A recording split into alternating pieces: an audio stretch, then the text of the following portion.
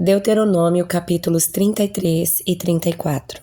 Esta é a bênção que Moisés, homem de Deus, deu aos israelitas antes da sua morte. O Senhor veio do monte Sinai e alvoreceu sobre nós desde o monte Seir.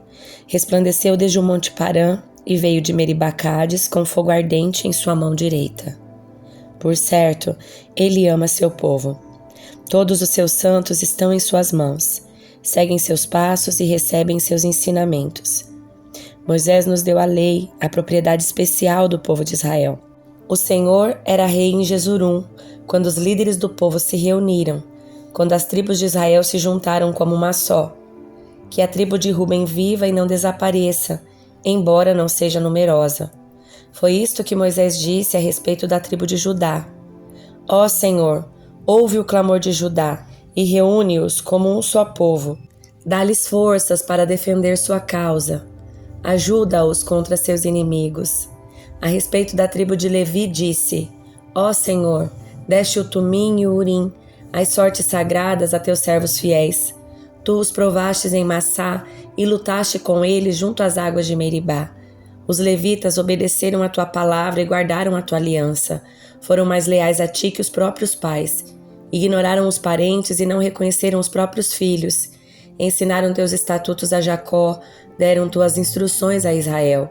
Oferecem incenso diante de ti e apresentam holocaustos inteiros no teu altar. Abençoa o serviço dos levitas, ó Senhor, e aceita todo o trabalho das suas mãos.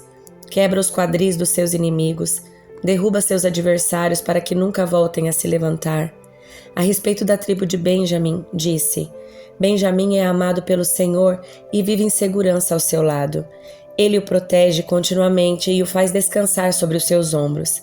A respeito da tribo de José, disse: O Senhor abençoe suas terras com a dádiva preciosa do orvalho do céu e água das profundezas da terra, com os ricos frutos que amadurecem ao sol e as colheitas fartas de cada mês, com mais excelentes safras dos montes antigos e os ricos frutos das colinas eternas, com as melhores dádivas da terra e sua fartura e o favor daquele que apareceu no arbusto em chamas. Que essas bênçãos repousem sobre a cabeça de José e coroem a fronte do príncipe entre seus irmãos. José é majestoso como um touro jovem, tem a força de um boi selvagem. Com seus chifres expulsará as nações distantes até os confins da terra. Essa é a minha bênção para as multidões de Efraim e para as milhares de Manassés. A respeito da tribo de Zebulon disse: Que o povo de Zebulon prospere em suas viagens, que o povo de Issacar prospere em suas tendas. Convocam o povo ao monte para lhe oferecer os sacrifícios apropriados, fartam-se das riquezas do mar e dos tesouros escondidos na areia. A respeito da tribo de Gade disse: Abençoado é aquele que expande o território de Gade. Gade fica à espreita como leão, para arrancar um braço ou uma cabeça. O povo de Gade tomou para si a melhor parte da terra. A ele foi entregue a porção do líder. Quando os líderes do povo estavam reunidos, executou a justiça do Senhor e obedeceu a seus estatutos para Israel. A respeito da tribo de Dan, disse: Dan é filhote de leão que salta de Bazã. A respeito da tribo de Naftali, disse: Ó Naftali, você é rico em favor e repleto de bênçãos do Senhor. Herdará as terras do oeste e do sul. E a respeito da tribo de Asser, disse: Que Asser seja mais abençoado que os outros filhos. Seja ele estimado por seus irmãos e banhe os pés em óleo de oliva. Que as trancas das suas portas sejam de ferro e bronze, e sua força dure por todos os seus dias. Não há ninguém como o Deus de Jesurum. Ele cavalga pelos céus para ajudá-los e monta nas nuvens com majestoso esplendor. O Deus eterno é seu refúgio, e seus braços eternos o sustentam. Expulsa os inimigos de diante de vocês e grita: Destruam esses povos. Israel viverá em paz. A fonte de Jacó estará segura numa terra de cereais e vinho novo, onde os céus gotejam orvalho. Como você é feliz, ó Israel! Quem é como você, povo salvo pelo Senhor? Ele é seu escudo protetor e sua espada triunfante. Seus inimigos se encolherão de medo diante de você, e você lhes pisoteará as costas. Então Moisés subiu das campinas de Moabe ao Monte Nebo, até o topo do Pisga, do lado oposto de Jericó. Ali o Senhor lhe mostrou toda a terra de Gileade e Dan, toda a terra de Naftali e a terra de Efraim e Manassés, a terra de Judá que se estende até o mar Mediterrâneo, o Neguebe, o vale do Jordão, com Jericó, a cidade das palmeiras até Zoar. O Senhor disse a Moisés: Esta é a terra que prometi sob juramento a Abraão, Isaque e Jacó, quando eu disse: Eu a darei a seus descendentes. Sim, permiti que você a visse com seus próprios olhos, mas você não atravessará o rio para entrar nela. Assim, Moisés, servo do Senhor, morreu ali na terra de Moabe, conforme o Senhor tinha dito. Ele o sepultou num vale junto a Bet-peor, em Moabe, mas até hoje ninguém sabe o lugar exato. Moisés tinha 120 anos quando morreu, e no entanto ainda enxergava bem e tinha todas as suas forças. Os israelitas prantearam a morte de Moisés por 30 dias nas campinas de Moabe, até se cumprir o período do ritual de luto. Josué, filho de Num, estava cheio do espírito de sabedoria, pois Moisés havia imposto as mãos sobre ele. Por isso, os israelitas lhe obedeceram e fizeram o que o Senhor havia ordenado a Moisés. Nunca houve em Israel outro profeta como Moisés, a quem o Senhor conhecia face a face.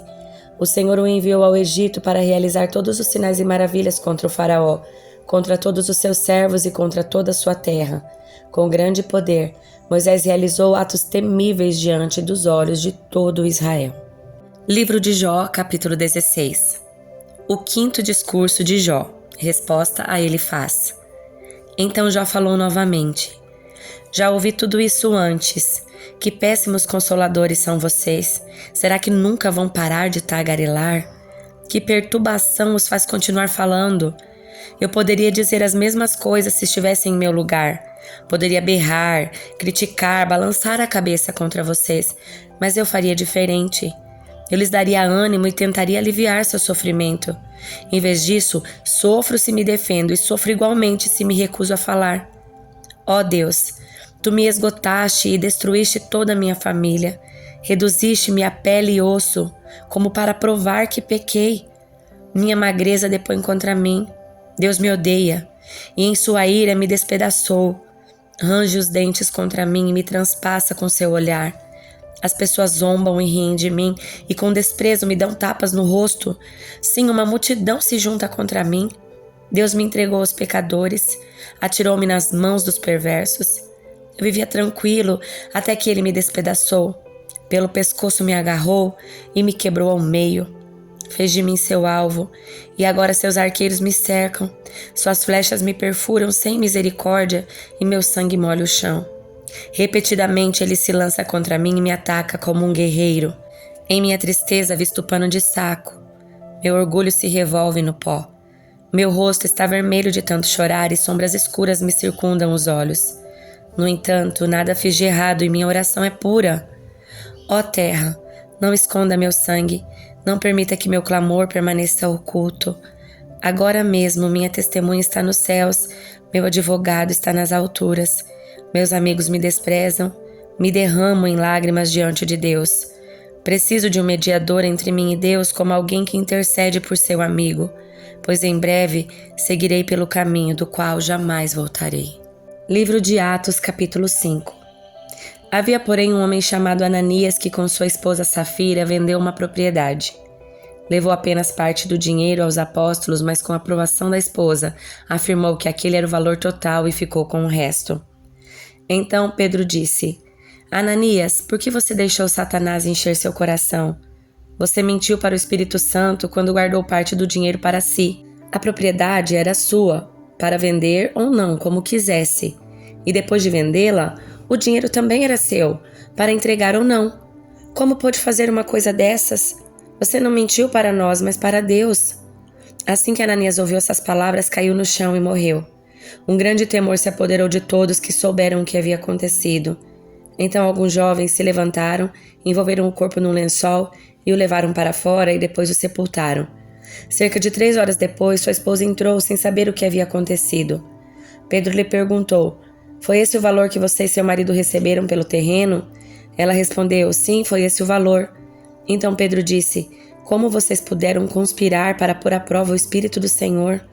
Veja, os jovens que sepultaram seu marido estão logo ali perto da porta e também levarão você. No mesmo instante ela caiu no chão e morreu. Quando os jovens entraram e viram que ela estava morta, levaram seu corpo para fora e a sepultaram ao lado do marido. Um grande temor se apoderou de toda a igreja e de todos os que souberam desse acontecimento. Os apóstolos realizavam muitos sinais e maravilhas entre o povo. Todos se reuniam regularmente no templo, na parte conhecida como Pórtico de Salomão. Quando se reuniam ali, ninguém mais tinha coragem de juntar-se a eles, embora o povo os tivesse em alta consideração. Cada vez mais pessoas, multidões de homens e mulheres, criam no Senhor. Como resultado, o povo levava os doentes às ruas em camas e macas para que a sombra de Pedro cobrisse alguns deles enquanto ele passava. Muita gente vinha das cidades ao redor de Jerusalém, trazendo doentes e atormentados por espíritos impuros, e todos eram curados. Tomados de inveja, o sumo sacerdote e seus oficiais, que eram saduceus, prenderam os apóstolos e os colocaram numa prisão pública. Um anjo do Senhor, porém, veio durante a noite, abriu as portas do cárcere e os levou para fora. Vão ao templo e transmitam ao povo esta mensagem de vida, disse ele. Desse modo, ao amanhecer, os apóstolos entraram no templo conforme haviam sido instruídos e, sem demora, começaram a ensinar. Mais tarde, o sumo sacerdote e seus oficiais chegaram, reuniram um conselho, isto é, toda a assembleia dos líderes de Israel, e mandaram buscar os apóstolos na prisão. Mas quando os guardas do templo chegaram à prisão, os homens não estavam lá. Então voltaram e contaram. A prisão estava bem trancada, com os guardas vigiando do lado de fora, mas quando abrimos as portas não havia ninguém. Ao ouvir isso, o capitão da guarda do templo e os principais sacerdotes ficaram perplexos e se perguntaram o que aconteceria em seguida.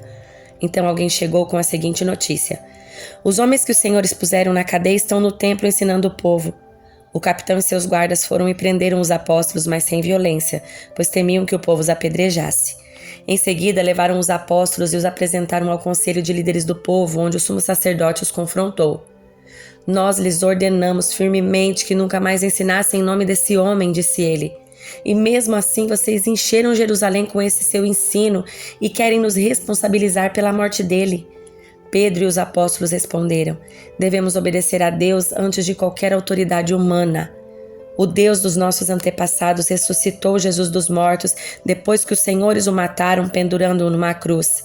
Deus o colocou no lugar de honra à sua direita como príncipe salvador, para que o povo de Israel se arrependesse dos seus pecados e fosse perdoado. Somos testemunhas dessas coisas, e assim também é o Espírito Santo, que Deus dá àqueles que lhe obedecem. Quando viram isso, os membros do conselho se enfureceram e decidiram matá-los. Um deles, porém, um fariseu chamado Gamaliel, especialista na lei e respeitado por todo o povo, levantou-se e ordenou que eles fossem retirados da sala do conselho por um momento. Em seguida, disse aos demais israelitas: cuidado com o que planejam fazer a esses homens. Algum tempo atrás surgiu um certo Teudas que afirmava ser alguém importante. Umas 400 pessoas se juntaram a ele, mas foi morto e seus seguidores se dispersaram e o movimento deu em nada. Depois dele, na época de censo, apareceu Judas da Galileia, que fez muitos seguidores. Ele também foi morto e seu grupo se dispersou. Portanto, meu conselho é que deixem esses homens em paz e os soltem. Se o que planejam fazer é meramente humano, logo serão frustrados, mas se é de Deus, vocês não serão capazes de impedi-los. Pode até acontecer de vocês acabarem lutando contra Deus. Os demais membros aceitaram o conselho de Gamaliel. Chamaram os apóstolos e mandaram açoitá-los. Depois ordenaram que nunca mais falassem em nome de Jesus e por fim os soltaram. Quando os apóstolos saíram da reunião do conselho, estavam alegres porque Deus os havia considerado dignos de sofrer humilhações pelo nome de Jesus. E todos os dias, no templo e de casa em casa, continuavam a ensinar e anunciar que Jesus é o Cristo.